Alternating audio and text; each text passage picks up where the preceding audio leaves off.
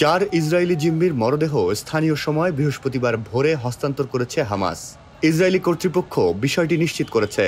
এএফপির এক প্রতিবেদনে বলা হয়, ৬০০ জনের বেশি ফিলিস্তিনি কারাবন্দীকে ইসরায়েল মুক্তি দেওয়ার কিছু পরেই এই চার জিম্মির মরদেহ হস্তান্তর করা হয়। ইসরায়েলি প্রধানমন্ত্রী বেনিয়ামিন নেতানিয়াহুর কার্যালয় জানায়, ৪ জন ইসরায়েলি জিম্মির মরদেহবাহী কফিন তারা গ্রহণ করেছে এবং মরদেহগুলো শনাক্তকরণের আনুষ্ঠানিক প্রক্রিয়া শুরু হয়েছে। যে ৪ জন জিম্মির মরদেহ হস্তান্তর করেছে তারা হলেন ওয়াহাদ ইয়াহালমি, সাচি ইদান, ইজ্জিক এলগারাত ও সোলোমো মনসুর।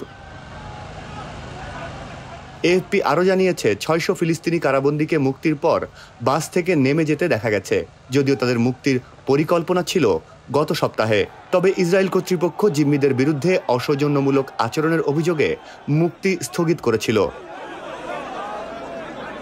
১৯ জানুয়ারি শুরু হওয়া যুদ্ধবিরতির প্রথম ধাপ আজ শেষ হয়েছে।